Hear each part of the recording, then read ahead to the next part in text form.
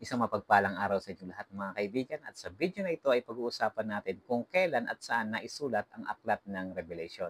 By the way, ito nga pala ay ginagawa nating series patungkol sa pag-aaral sa aklat ng Revelation. Then last time, napag-aralan natin kung sino ang sumulat ng aklat ng Revelation at ang ilang pang mga bagay patungkol sa aklat na ito. At ngayon, alamin natin kailan nga ba at saan naisulat ang aklat ng Revelation. So sangayon sa aklat ng Revelation, chapter 1, verse 9, makikita natin na isinulat ni John ang kanyang aklat sa lugar ng Patmos. Itong pagkakasabi, I, John, your brother and fellow participant in the tribulation and kingdom and perseverance in Jesus, was on the island called Patmos because of the word of God and the testimony of Jesus. So dito makikita natin na nung time na isinulat ni John ang kanyang aklat ay naroroon siya sa lugar ng Patmos. At ang Patmos ay isang small rocky island sa Aegean Sea, southwest ng Ephesus.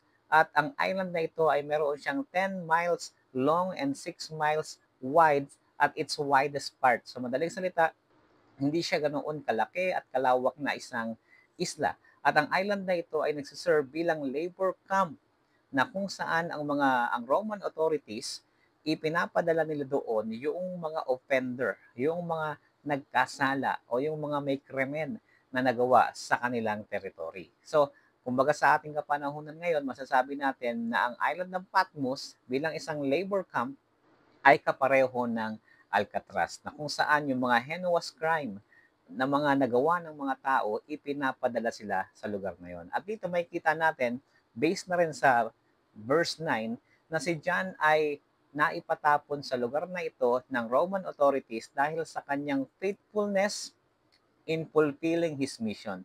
Yun yung proclamation ng gospel. At later on, makikita natin sa kasaysayan na he was released by Nerva and permitted to return to Ephesus. So, ngayon nakikita na natin kung saan nga ba ito naisulat at masasabi natin based sa book na ito isinulat niya sa lugar ng Patmos. Bakit natin ito pinag-aaralan? Sapagkat later makikita natin sa aklat ng Revelation yung importance ng lugar, kung bakit yung tone, kung bakit yung expression ng kanyang pagsulat ay gayon na lamang.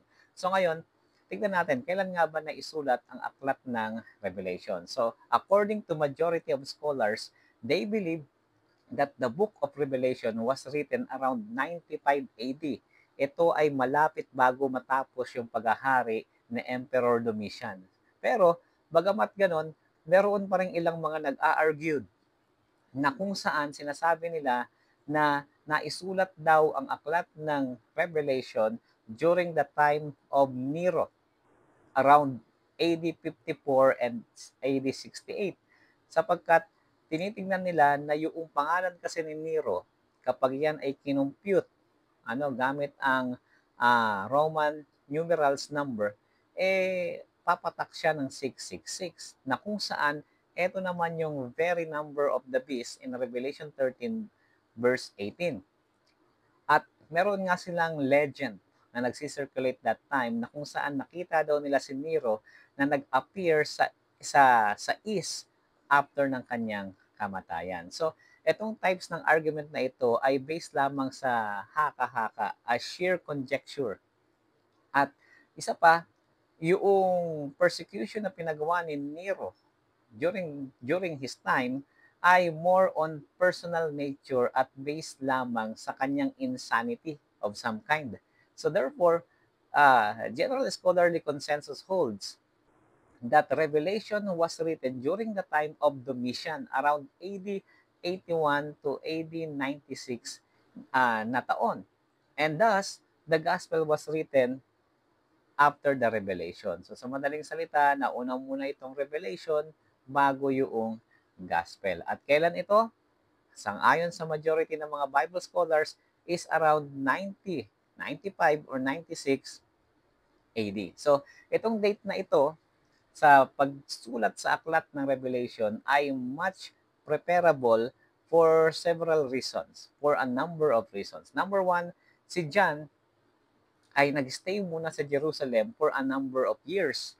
At he lived shortly before the destruction of the temple in Jerusalem in AD 70. So, sa madaling salita, nag-stay muna siya doon for quite some time and then bago masira yung temple sa Jerusalem, doon lamang siya umalis. So, isa pang bagay makikita natin na sa lugar ng Ephesus sa Asia Minor, ang mga churches na kanyang binabanggit ay nag-e-exist na doon sa kanyang sulat. So, ang ibig lamang nitong sabihin, hindi po pwede na itong Revelation ay naisulat ng mas maaga pa sa 90 AD sapagkat lumalabas na yung existence ng mga churches nung isinulat ito ni John ay naroroon na yung kanilang presence. Kung ito ay around 60 AD, eh most probably wala pa yung iba sa kanila o kaya naman ay hindi pa ganoon katatag or napakabata pang iglesia.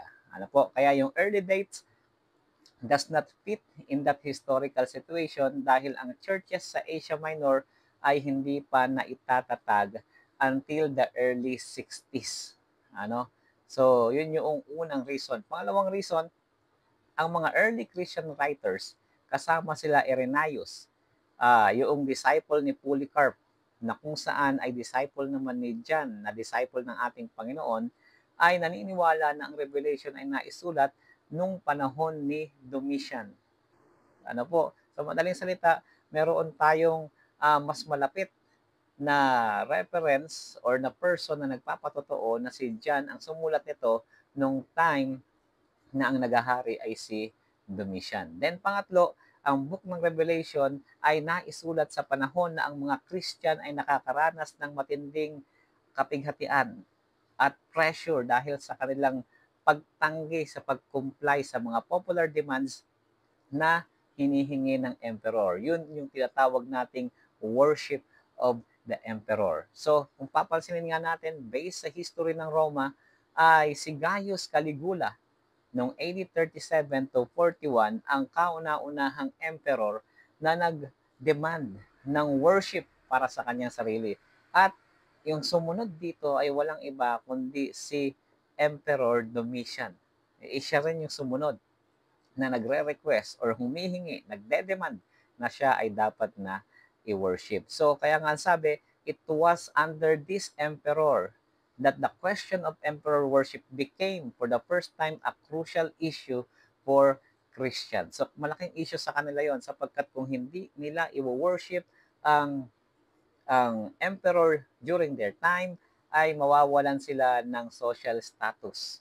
Yung mga business permit na kinakailangan nila to function their businesses ay hindi nila makukuha at maraming maraming pagtuturing sa kanila na hindi magiging maganda kung tatanggihan nila ito. Kaya naman ang Book of Revelation was suited and designed to provide hope and encouragement to oppressed Christian of John's day in their frightening circumstances and to prepare them to meet future crisis. So dito makikita natin ang aklat ng Revelation talagang naisulat siya dahil sa sitwasyon na kanilang nararanasan. Kaya nga, of all these historical facts, suggests that the book of Revelation reflects the situation taking place toward the end of the first century.